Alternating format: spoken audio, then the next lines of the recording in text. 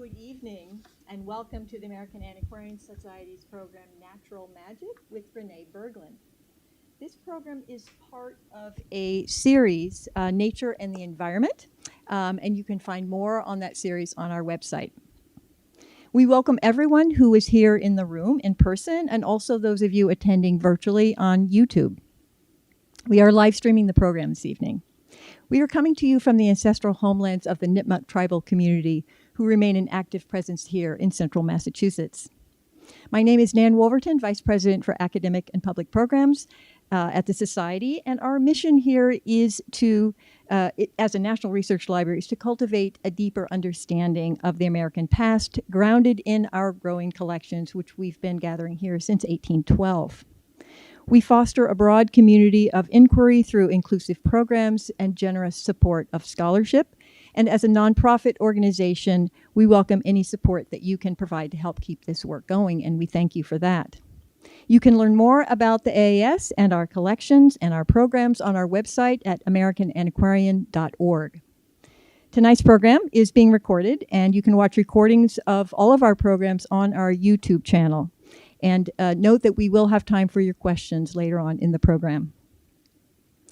In addition to welcoming researchers from around the world and from right here in our own community here in Worcester to use our collections, both physical and digital, we host programs like this one to provide insights into the past and its resonance for today.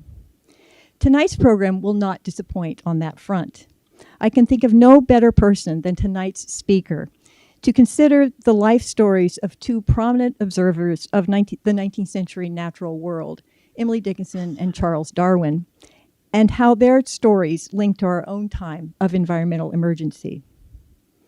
It is now my great pleasure to introduce this evening's speaker. Renée Bergland is Professor of Literature and Writing at Simmons University.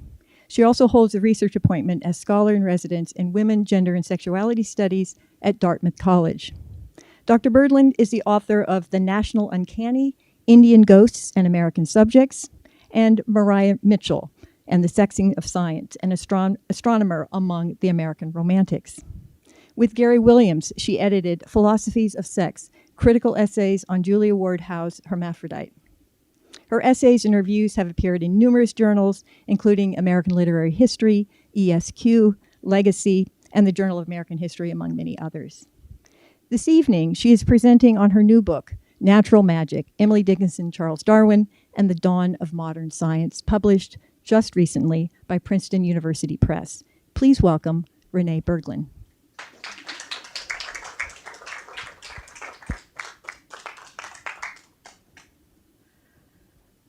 Thank you so much, Anne. And thank you all for being here in person or for being here online. I'm really grateful to you for being here. I particularly want to thank Nate, who has set up the tech, and Stephanie Corrigan, who's organized the program, and Nan Wolverton, who's hosting tonight. So thanks to all of you very much. So why in the world would anyone write a book about Charles Darwin and Emily Dickinson? It's a very good question, I think. They never met. Dickinson never left North America, and Charles Darwin never visited North America, so they never met. For me, it started with an essay in the Oxford Handbook on Emily Dickinson, which was about climate emergency, and I was arguing that Dickinson's approach to the climate emergency was always interdisciplinary. So poems like this, faith is a fine invention for gentlemen who see, but microscopes are prudent in an emergency. I argued in the essay for the Oxford Handbook was a profoundly interdisciplinary poem that's not anti-science, right? But it's also definitely a poem. So it's a place where we see poetry and science coming together. In my first draft of that essay, I used the word magic thoughtlessly and carelessly, I don't know, 10 times, 15 times, and my brilliant editors pushed back, and they were like, magic? why are you talking about magic when you're also talking about climate and interdisciplinarity? I wasn't sure why I was doing it at that point, but that's what started me down this road. I was trying to figure out, why do I want to talk about magic right now? I think one of the reasons that I wanted to talk about magic was that my understanding of Romantic science had been really influenced by Richard Holmes, whose history of what he calls the Age of Wonder. I don't know if you can see the subtitle, but it says, How the Romantic Generation Discovered the Beauty and Terror of Science. Richard Holmes defines that period, the romantic science period, which is quite magical, as going from about 1768 to 1831. And he ends it in 1831 because that's when Darwin got on board the Beagle, and Holmes believes the magic ended. Emily Dickinson was born in 1830, a few weeks before Darwin aborted the Beagle, right? So he was 20 years old, he had just graduated from college, and she was born in December. He got on board ship in January of 1831. Did Emily Dickinson, did Charles Darwin, did they see science and poetry as linked together the way the Romantics had? I argue yes, that both of them really saw it in that earlier way. Let me tell you a little bit about it.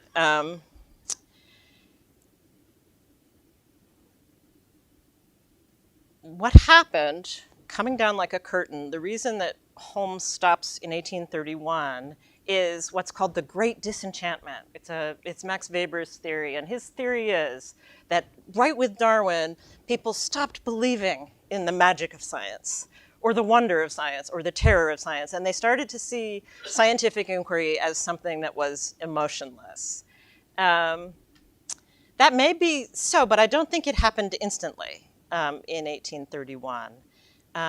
If we look back to books like this one, which is called Natural Magic, it was published in 1658.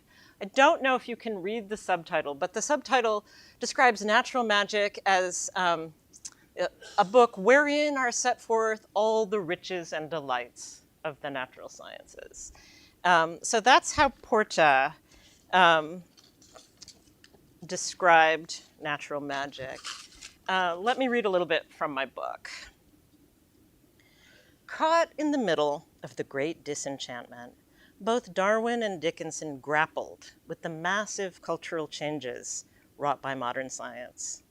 Over their careers, each would wrestle with the implications of dividing the study of nature from philosophy and poetry. Was it possible that the material world was entirely separate from any higher ideals? Was the universe random, neither good nor bad, but somehow outside of ethics?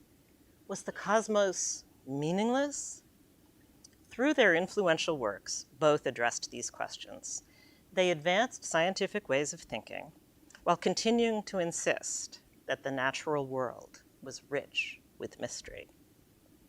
Today, Dickinson and Darwin are remembered very differently, most obviously in relation to gender and nationality.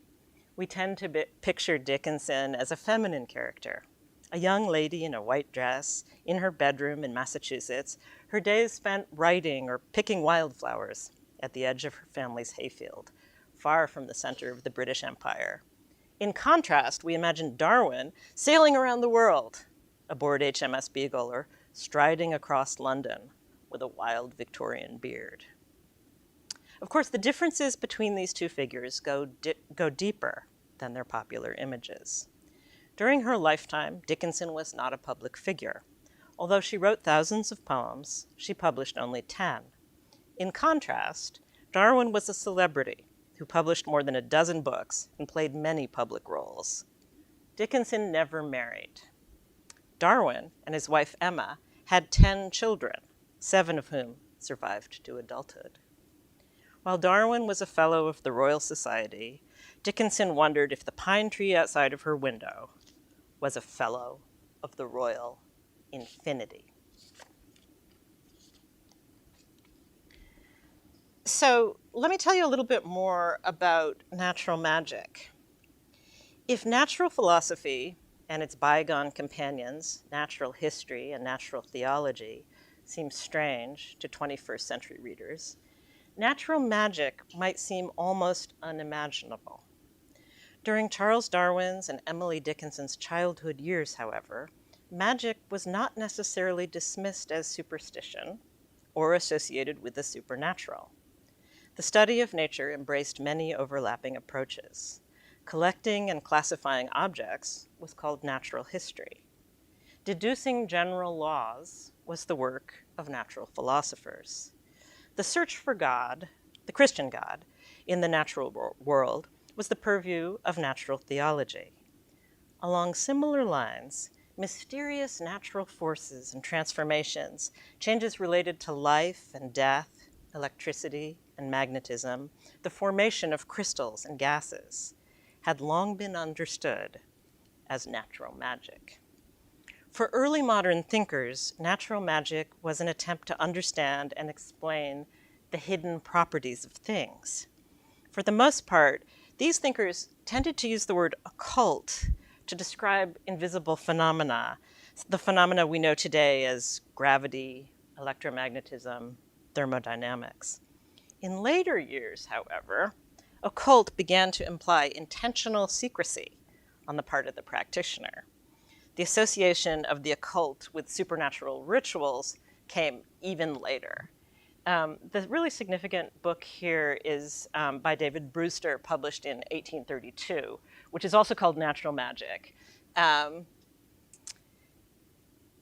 He describes natural magic as the really awful thing that people with scientific and technical knowledge did to manipulate the public. So they used machines like this to make it seem like there was an army coming using smoke and mirrors. He described it as a dark conspiracy that these technically advanced people did to subjugate the great mass of society. And he's the first person who started to use occult to mean really nefarious and malevolent. So that change was happening right around the time that Dickinson was born. I'm not sure, though, that it had necessarily happened in Massachusetts in her childhood. Here's a famous portrait of Emily Dickinson and her brother and sister. One of the reasons I'm really drawn to this portrait is that we can see the poet Dickinson is holding a living rose plucked from her garden, folded into the pages of a botany textbook. So in this is one of the very few images that we have of the poet. She's studying botany, she's got the rose, and also, give me this one, it looks really spooky, right? So it's an interesting portrait. Let me tell you a little bit about Dickinson as a child. I'm reading from the book again. As a child, Dickinson was outdoors at every chance. Sometimes she helped in the garden, but more often she wandered the nearby fields and woods. For her, the natural world was animated, lively, and meaningful. As she put it, when much in the woods as a little girl, I was told that the snake would bite me, that I might pick a poisonous flower, or goblins kidnap me, but I went along and met no one but angels. In this account, the forest is bright with magic. Though she was wary of fairy tale dangers, goblins, snakes, poison flowers, the only natural or supernatural beings she remembered were angels, bright messengers of goodness. Flowers and grasses, insects and birds, snakes and worms, boulders and stones, stars and planets, fossilized tracks and ephemeral sunset colors, all of nature's people were potential angels. Darwin doesn't have the same kind of memories. Dickinson expressed her transport of cordiality for nature's people with much more warmth than Darwin remembered. Then Darwin remembered his childhood taste for natural history. His parents really discouraged him from collecting things. although you wouldn't know it from this portrait where he's holding a botanical plant, a rare African opal flower. In his autobiography, he described his passion for collecting as naughty. He said, "I was in many ways a naughty boy. I kept collecting." His family and his schoolmasters tried without success to end his focus on nature and natural science. Dickinson's situation was different. Her family encouraged her to study natural history and natural philosophy. These subjects were part of her formal studies. When Darwin recalled his years in the abusive atmosphere of Samuel Butler's Shrewsbury School, he mainly remembered that most of his intellectual interests were excluded from his schooling. He'd been a young naturalist at a time when schools had little room for the natural sciences. During Darwin's years at Cambridge, however, a significant shift was underway. I'm going to stop reading from the book for a minute because I want you to see these portraits. Don't they look alike? It's crazy to me. So this is Darwin the young botanist and Dickinson the young botanist, and they almost have the same haircut, I think. It's just amazing. Yeah, so by the time Dickinson started school in the 1830s, many of Darwin's undergraduate distractions, things like collecting pebbles and beetles, experimenting with chemicals, observing plants and animals under a microscope, had been transformed into formal disciplines in many schools in Britain and the United States. Dickinson, who's 20 years younger, was able to study geology, botany, chemistry, and astronomy in school because the professors who'd encouraged Darwin, including John Stevens Henslow, William Whewell, and John Herschel, had succeeded in making these topics legitimate academic subjects. Ironically, another reason that Dickinson studied so much science was because these subjects were still not completely establishment topics, and so there was still a lot of room for girls and women, amateurs and dilettantes in the study of natural science. It was a happy accident that Emily Dickinson was born at a moment, in a place, and to a family that particularly encouraged girls to study natural history and natural philosophy. In the 1830s and 1840s, it was not unusual for Massachusetts girls to study astronomy, botany, chemistry, geology, and zoology.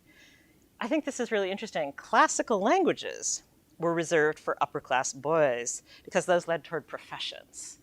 You could become a preacher or a lawyer or a politician. You could speak in public. But the sciences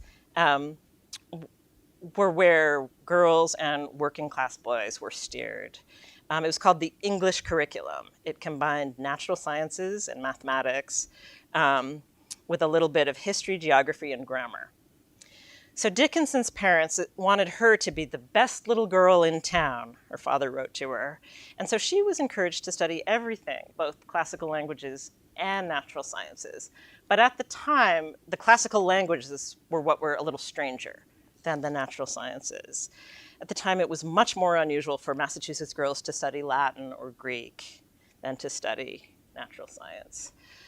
So lots of girls in Massachusetts were studying the sciences in the 1830s and 1840s, but very few of them lived next door to Edward Hitchcock. Edward Hitchcock was an eminent geologist. He was president of Amherst College when Emily Dickinson was a girl. He was also the person who designed the curriculum for the schools that she went to, for Amherst Academy and for Mount Holyoke. He was the architect of the science curriculum at both of those schools. Before I started the book, I knew, and this is sort of one of the reasons I felt like it would work. I knew that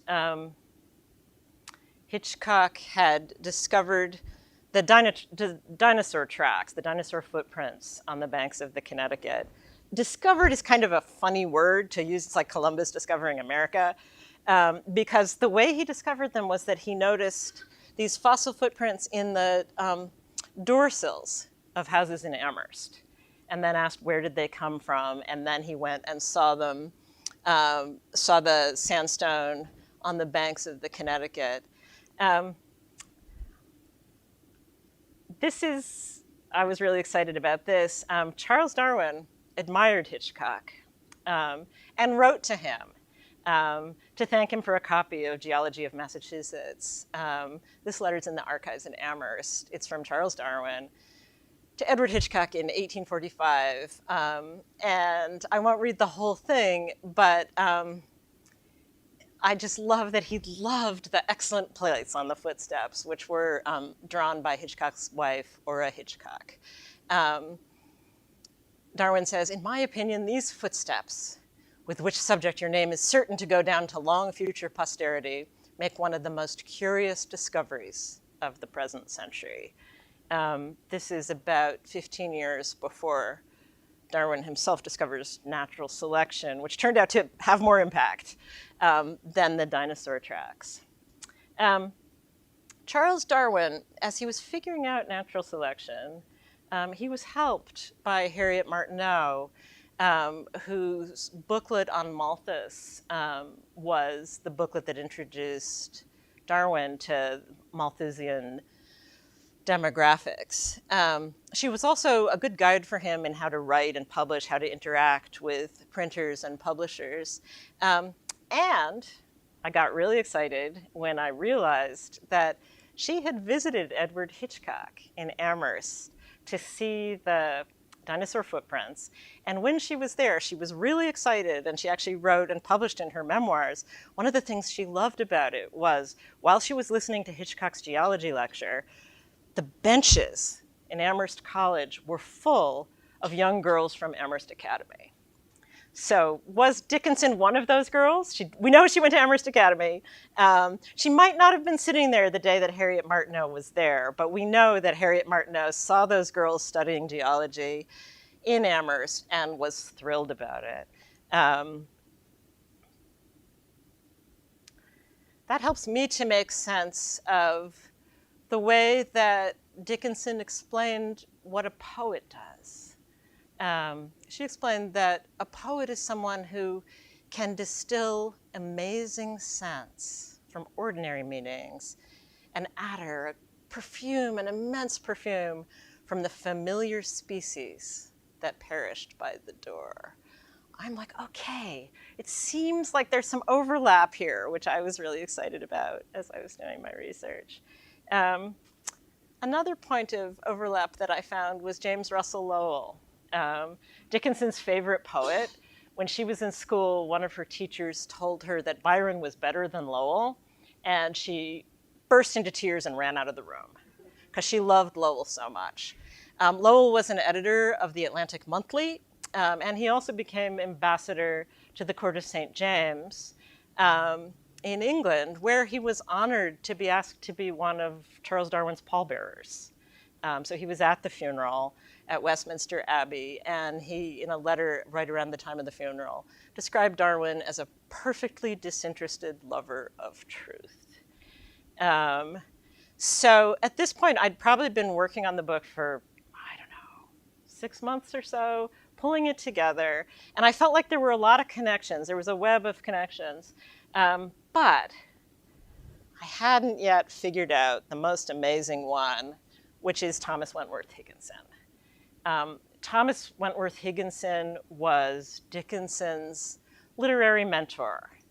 And in Dickinson circles, he's remembered for that role. He encouraged her. They corresponded for a long time. She sent him many letters and many copies of poems that he saved. In this picture, he's wearing a Union Army uniform. He served in the Civil War. He was a colonel for the 1st South Carolina Volunteers, the 1st regiment of black soldiers in the Union Army. And he had this photograph taken because he got a copy of his first ever book, Outdoor Papers, which was sent to him on the battlefield. And so he memorialized that. He was also getting letters from Emily Dickinson at that time. In one of her first letters to him, she'd read his Outdoor Papers essays as they came out in the Atlantic, and she knew that he was really interested in natural history and in Darwin. He was the foremost literary Darwinist of the 1860s. He was particularly interested in Darwin because he believed that Darwin's arguments on the origin of species about natural selection made racism just incomprehensible. Because of human origins were all together in Darwin's story. And so he loved Darwin, and he wrote about that. He gave the first public speech on Darwin in 1860, right after the book arrived in America, an abolitionist speech at the Concord Lyceum. So when Dickinson introduced herself to Higginson, she wrote, "I know the butterfly and the lizard and the orchis. Are not those your countrymen?" And that started to sound very Darwinian to me. I was like, okay, these are the same animals that Darwin's interested in and that Higgins writes about in outdoor papers and refers to Darwin. Many years later, in 1876, she remembered opening his first book. That's the one that he was holding when he was wearing the uniform. And she said it was mansions, nations, kinsmen to me. I'd long heard of an orchis before I found one when a child, but the first clutch of the stem is as vivid now as the bug that bore it. So she's describing reading outdoor papers to that first time that she found a wild orchid. And as you'll see, I've emphasized here that she uses the word kinsman, which is a very Darwinian word. Darwin talks about kinship a lot. Here's Darwin, what a cutie. On the Origin of Species, he describes kinship this way: I can see no limit to the amount of change, to the beauty and infinite complexity of the co-adaptations between all organic beings with one another, with their physical conditions of life, which may be affected in the long course of time by nature's power of selection. Writing in The Atlantic, Asa Gray summed up that idea by saying that Darwin's natural selection makes the whole world kin. And this is the essay where Dickinson would have been introduced to origin for the first time, probably. So I'm like, okay, getting really close. Then I started looking into Higginson a little bit more, and I discovered that not only is he one of the few people who visited the reclusive Dickinson in 1870 and 1873, but he also was a personal friend of Charles Darwin, who went to England and visited Darwin in 1872 and 1878. Darwin wrote to him, really admired him because of his abolitionist, anti-racist work, and that was their original bond. I love to think Higginson saved everything. He saved all his papers, and I love to think of the letters from Darwin and the letters from Dickinson are both in his desk together. That's probably as close as they get. Is right there. So once I knew that Higginson was an actual personal friend of both of them, I felt like they were really connected. And then when I looked back at poems like this, their Darwinianness became very clear to me. This poem starts out, "There's a flower that bees prefer and butterflies desire," which sounds a lot like natural selection. But the natural selection that many of us learned about in school is reflected through Tennyson. It's nature red in tooth and claw. It's brutal. It's really, really a fight for survival. In Origin itself, the struggle for life is different from that. It's much more adaptive, and there's lots of kinship and co-adaptation. So when Dickinson describes the clover, that's the flower that bees prefer, she does some anthropomorphizing that seems like the clover is sort of a person. And then if we look at this last verse, she describes clover as contending with the grass, near kinsman to herself, for privilege of sod and sun, sweet litigants for life. Sweet is a word that she uses when she talks about Darwin quite often. It's not the brutal Darwin, it's the sweet Darwin, where ecology and kinship are emphasized. How does the clover compete against the grass? It does it by being more colorful and more beautiful and smelling better and attracting the bees and butterflies that the grass is unable to attract. So it's a competition, but it's a sweet competition.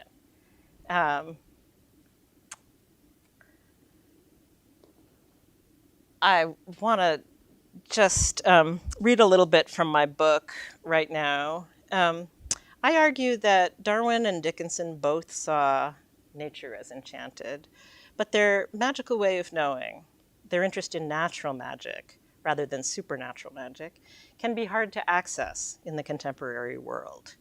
To imagine enchantment as an epistemology, an approach to understanding the world, we need to turn our focus away from magical practices, such as rituals and incantations.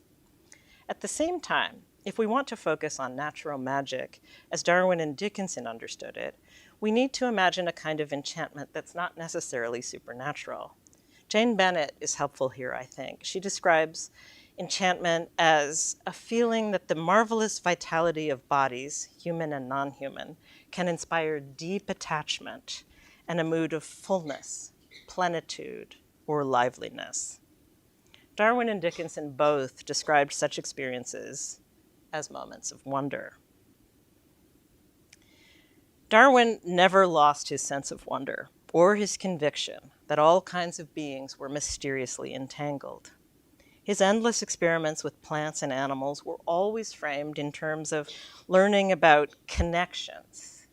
He was a conscientious, specific naturalist who tried to learn as much as he could about particular species, but he was not limited to finding the dividing line between species. Darwin was always more interested in the mystery of mysteries at the heart of interspecies relationships. He tried to persuade his readers of their kinship with seaweeds, coral reefs and barnacles, mammoths, mastodons and elephants, dogs, finches, primates, beetles, orchids, earthworms. Darwin's great project was to show how the hardest things that individuals face, war, famine, struggle, even death, can give rise to new forms of beauty and new kinds of love. A few of Darwin's contemporaries saw that Darwinian science could create new forms of enchantment as it built new connections and delved down into the mysterious roots of the great green tree of life and death. Dickinson was not the only person, nor even the only poet, to explore the magical possibilities of Darwinian science. But she was among the greatest of them. Her poetry sings with the strange green magic of Darwinian science. By putting Emily Dickinson and Charles Darwin on the page together, I hope to open a window into the time before thinkers worked in atomized disciplinary silos, a time when scientists, philosophers, theologians, poets, and political activists were in constant conversation. Their lives and works invite us home to an enchanted world. I think this definition of science, another of Dickinson has many, many poems that discuss what is science really, as well as many that discuss what is poetry really. But here she's talking about comparative anatomy, and she's talking about how once you start comparing those little fossils, you can imagine a whole world with dinosaurs and sandstone birds and tiny, tiny flowers in the meadow that stand representative in gold of rose and lily manifold and countless butterfly. Although many of Dickinson's earliest readers recognized that Dickinson associated poetry with magic, her sister-in-law, her beloved sister-in-law Susan, may have been the only one who understood that Dickinson also associated nature and the careful study of nature with magic. Though natural science had often been associated with natural magic when Dickinson was born, the concept of natural magic had all but vanished by the time she died. By the late 19th century, science had come to be defined in opposition to the supernatural, even to the emotional. Prevailing cultural assumptions made it hard for late 19th century thinkers to recognize that Darwin responded to the natural world with emotions of wonder that recalled older conceptions of natural magic. Darwin and Dickinson shared a passion for the deep mysteries that give meaning to life on our planet. Neither of them was a nihilist, nor were they satisfied by pious dogmatisms of any sort. Instead, they were both relentless in their pursuit of meaning and endlessly fascinated by the complex and interconnected ecologies that sustain the earth. They saw the natural world as a source of truth and beauty.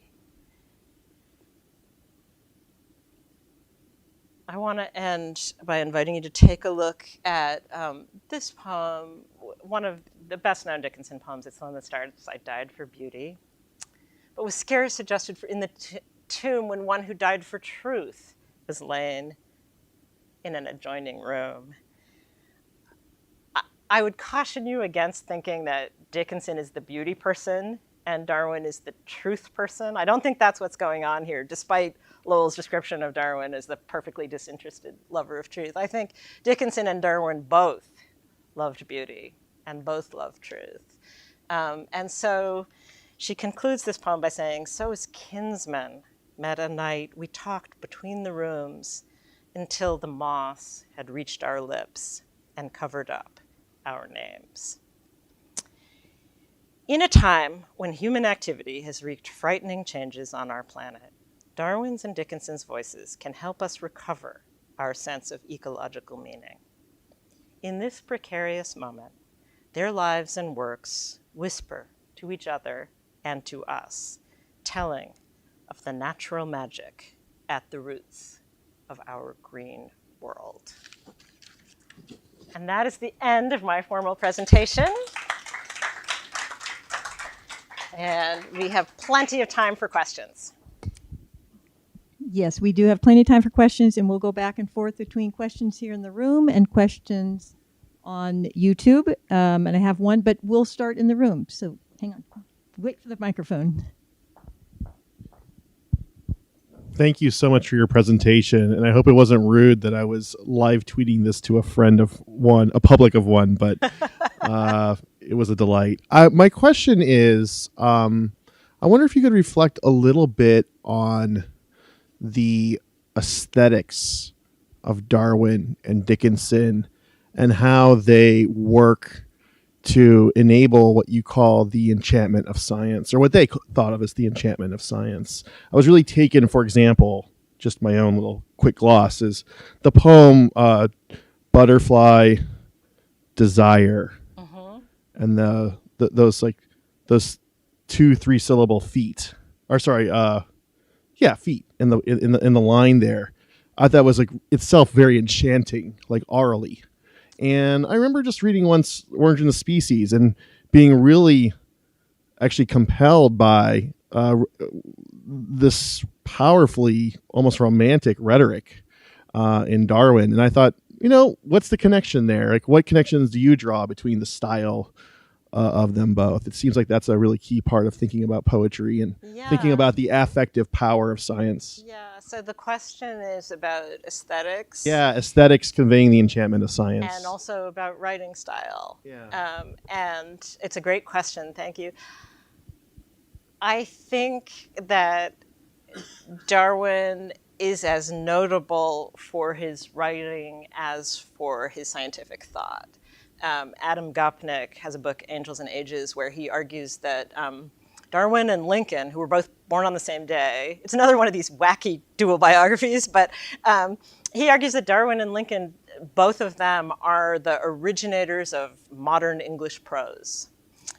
So he sees Darwin as really, really finding something that wasn't exactly romantic, but that was very, very disciplined, plain style that nonetheless is rich with beauty.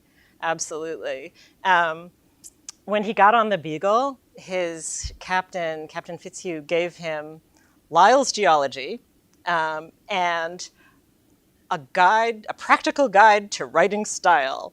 And a lot of his letters from the Beagle, he's trying to write up the voyage, and a lot of his letters to his sister talk about how hard it is to write and how many times he rewrites. So he definitely is a very conscious prose craftsman.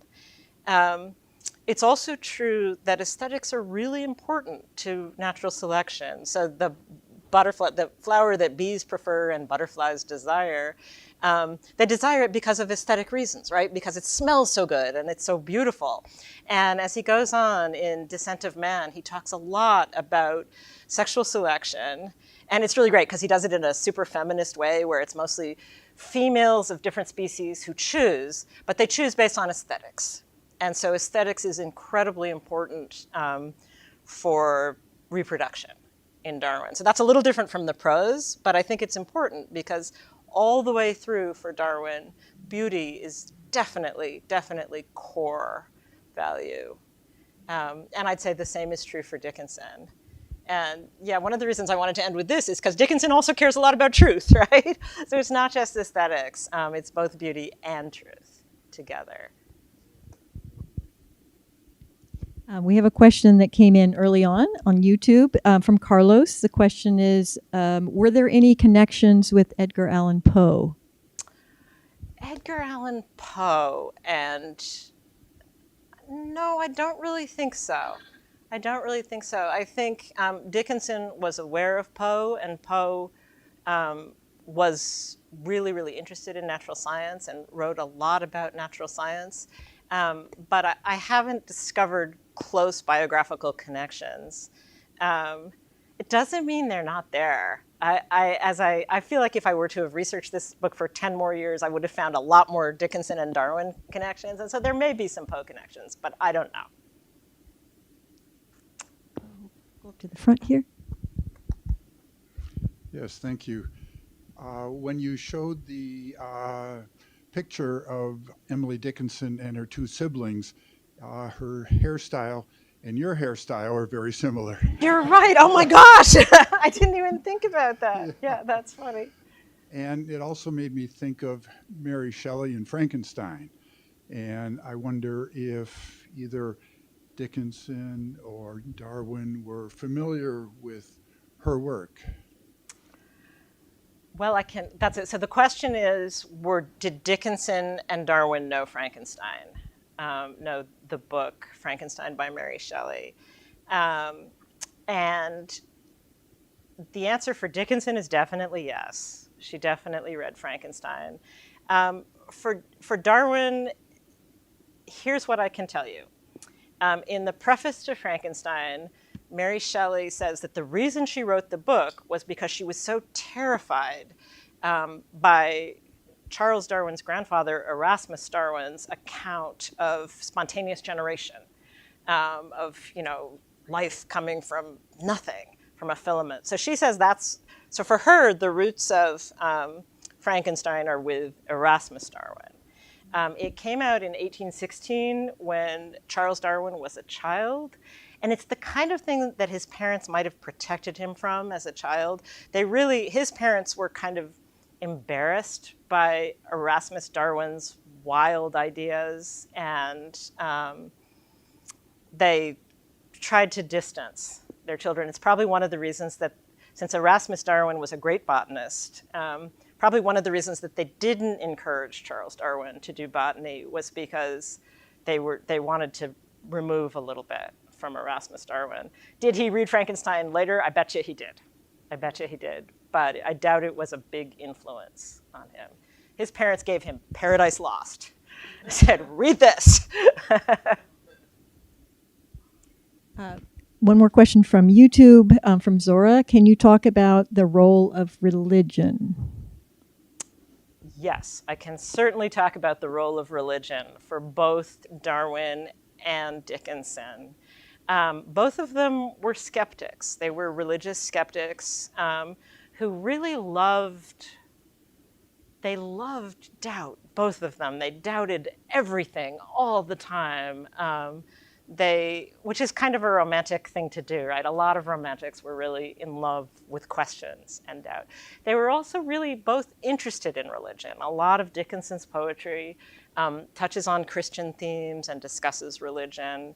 The same is true for Darwin. He very carefully, when he was publishing Origin, he lined up 3 friends to be his sort of public advocates. He was very shy, so he didn't want to go out and give talks about it. He wanted to stay home.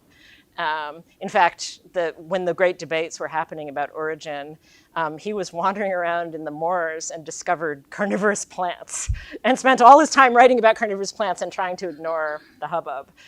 But the three spokesmen who he found, his friend Joseph Hooker was a botanist who was a very religious Episcopalian and who believed that science and religion were always separate.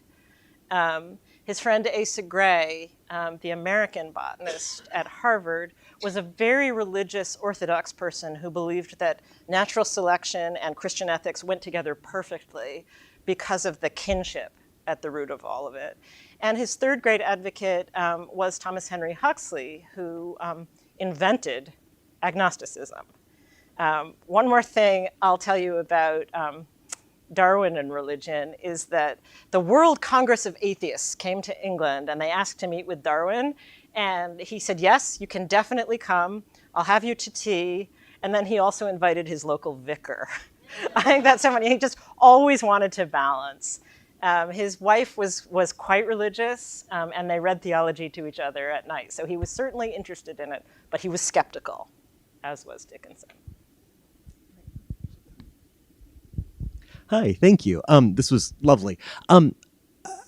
I kept thinking about time, hearing you talk about Darwin and Dickinson, and in part because of this poem behind you, right?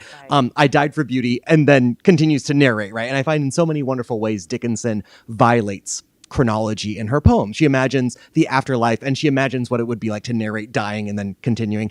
And in kind of the inverse way, Darwin thinks thousands of years before and eons before, right? And so I wonder if you could maybe talk a little bit about how you understand Darwin and Dickinson both imagining different temporalities or chronologies. Because I think to go back to the idea of, say, environmentalism or climate change, I think, it's really hard to imagine the world after us and future generations. And I feel like these two writers in very different ways teach us or model for us, at least, how to think about the temporality beyond just our finite lives. Right, right. So the question is about Darwin and Dickinson and time. And I think what's really significant for both of them is the explosion of geology in the early 19th century. So up to the 19th century, lots of people who studied geology really thought that geological change happened because of huge catastrophes. There were floods and there were volcanoes, and the whole planet would change really quickly because of these catastrophes. And one of the reasons they needed those catastrophes was because that helped to fit it into a 5,000-year time frame so that they could sort of map geological change onto the biblical accounts. So in the early 19th century, all of that changed, and people began to believe, and Charles Lyell was the big geologist who really popularized this theory, that change happened over thousands and millions of years very slowly, not because of catastrophes, but because of tiny, tiny changes. That's an important influence for origin, right? Where Darwin is talking about tiny, tiny changes over thousands of years, right? So Dickinson studied geology, and what must it have been like to live in Amherst in the 1840s and 50s it was the best museum of natural history in the United States. It had all the dinosaur footprints. It was right there. When Thomas Wentworth Higginson went to visit her for the first time, he was like, I wanted to see Emily Dickinson and I wanted to see the dinosaur footprints. When he got the first letter from her, he saw that it was postmarked Amherst, and he said, her handwriting kind of looks like dinosaur footprints. So he definitely connected them in those ways. But so that sense of deep, deep, long time, I think, is really important to them. And I don't want to back up to it, but in the comparative anatomy poem, it also, as you mentioned, it's the eye perspective-led. It's the eye that looks forward as well as back. And I think that both of them have a real sense of a ever unfolding future. Dickinson wrote, one of her first poems was called Sic Transit Gloria Mundi, which was, about the glory of the world ends really quickly. Darwin wrote about that too. And he said, I hate to think of the whole planet just going up in a ball of flame, but what a fresh start that will be. Like, it's like ball of flame, fresh start. Yeah, so that's Darwin, I think. Yeah. I think there's a microphone coming to you. One of the things you just mentioned, I think kind of in passing, was about change, which is usually associated with mutations. Most of the time they have no effect on anything. They just get bred right out of whatever animal gets a mutation. Occasionally, they're fortuitous that a catastrophe or an isolated incident makes that mutation more valuable than you would have thought when it occurred. And you talked about natural magic. And of course, mutations and genes all came after Darwin and Dickinson. But a mutation that turns out to be fortuitous is almost like a natural magic. Yeah, it's a kind of magic. Yeah. So in the Czech Republic in the 1860s, Gregor Mendel was actually doing his little pea experiments. And he did read Darwin right when Darwin came out. He didn't really publish widely about genetics, and so Darwin probably did not learn those genetics theories. But you're absolutely right that genetics is magical. Those tiny, tiny little changes, tiny, minuscule changes that can have massive impacts. Absolutely, yes. I was struck by what you said about the dinosaur footprints, and you returned to it because I thought I heard you say that people in the area use them for their doorsteps. That's right. Yeah. Was it a thing? Because it implies that there was a kind of sense in which this was both meaningful, but also something you would step over yourself, stepping on the stepping stones. That brings together the temporal issues that Chip just asked about, that you're living in eternity every time you go into your house. Yeah, absolutely. I love that way of describing it. So the question is about the dinosaur footprints on the doorsteps. So I actually think that those were the cut rate doorsteps. I think if you wanted a really smooth one, you had to pay full price. But the ones with what they called them turkey tracks. The ones with turkey tracks were a little bit less expensive, a little bit more humble. And people in Amherst had been using them, and around in the Holyoke and so on and so forth, had been using them for a long time, but they didn't figure out the deep time thing until Hitchcock. That was his big discovery, was that he was the one who said, oh, these are actually from millions of years ago. And that's when they became magical, right? Before then, they were just like, a turkey stepped on my doorstep, right? And after that, there was that sense of millions of years going backward. But Dickinson definitely had that sense. There was, right in front of their house, there was a very big boulder that also had a lot of evidence of glaciation, and it had moved. And they dug it out. It's huge. They dug it out from in front of her house, and then the sophomore class of Amherst College rolled it up to the science building and put it outside the science building. It's still there. You can see the Dickinson boulder on the Amherst campus. But she would have known that that came from right in front of her house, and she would have known that it was evidence of glaciation and that it was right there next to the museum.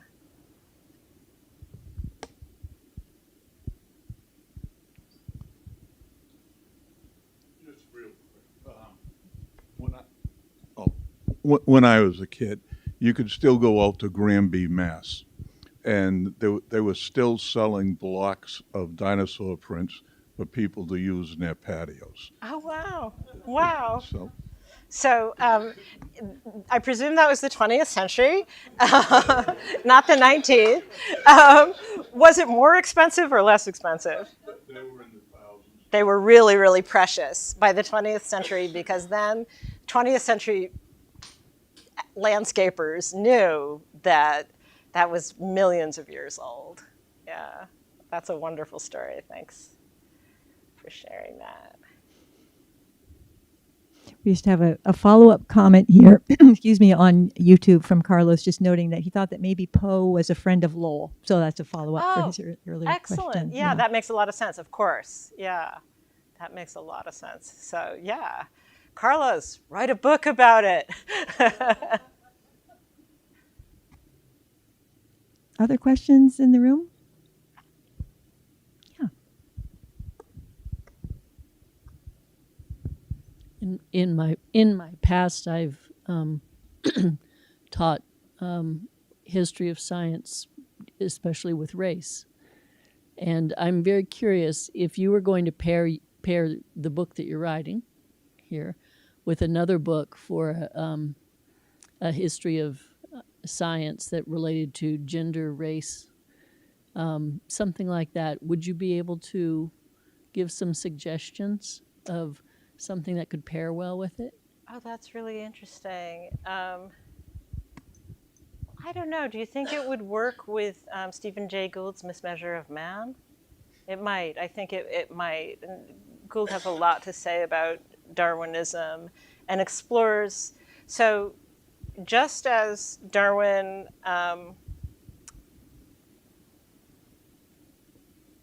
was religiously ambiguous, Darwin and race is a very ambiguous topic.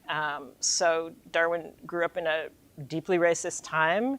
He personally was abolitionist.